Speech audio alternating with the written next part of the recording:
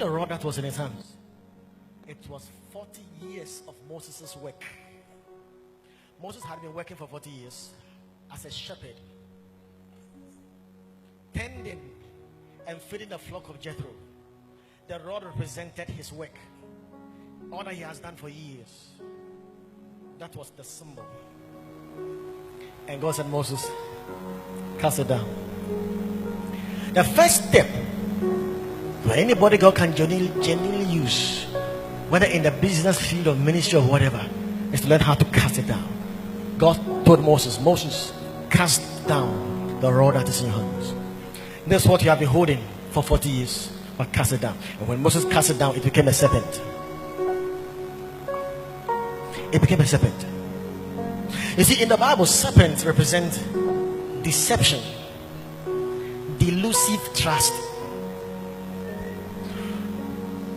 When he cast the rod down, the rod was exposed. The rod was exposed, not knowing that hidden within the rod was a serpentine, delusive nature. Beloved, all that we are doing in time, all the work we are doing, hidden within it is a kind of delusive trust to ensnare us. Because the world is systematized by Satan. It is his cosmos. If you don't learn how to cast it down, you will never see the cunning craftiness, the sleight of men. You will never see the wiles of darkness hidden within it. So you get into the job and you lose your fellowship with Jesus. But for you to maintain your fellowship with Jesus, and for you to keep your ministry, even in your academic life, even in your job, first God will say, cast it down to me. That's the first step. When you cast it down and lay it before Jesus, Lord, take over, then you see the delusive trust and the snare of darkness.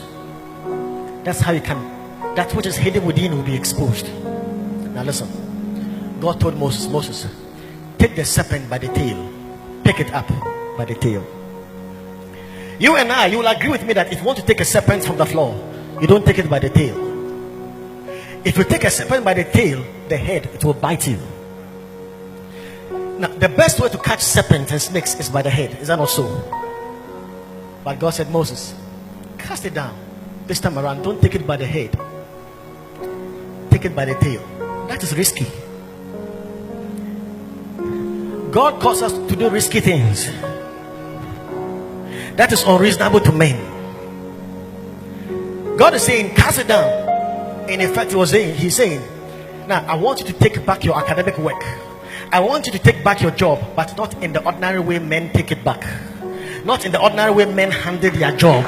Not in the ordinary ways men handle their academic work. I want you to do it my way. And my way may be risky, but do it anyway. From tonight, the Lord will teach us how to pick our academic life by the tail.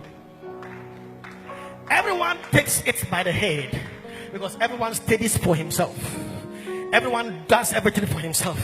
But to take it by the tail is to go by the risky way. You are learning, but you know it is for Jesus. You are going to marry, but you know it is for Jesus. You are acquiring the money, but you know it is for Jesus. And because it is for Jesus, you will do it His way and not your way, because you belong to Him and you are bought with a price. So we glorify Him with our bodies and with our spirit. Let me show you something. When Moses took it by the tail, it became a rod again. And it began to work signs and wonders. It became a miracle working rod. And it symbolized the authority of God. It was that same rod that divided the sea into two. If you learn to take your academic work by the tail, you begin to do wonders. You begin to see miracles. You begin to become an authority. If you learn to take it by the tail, you become an authority. You will command dominion in the realm of the senses. If you do it God's way, you become a miracle working wonder in the midst of men.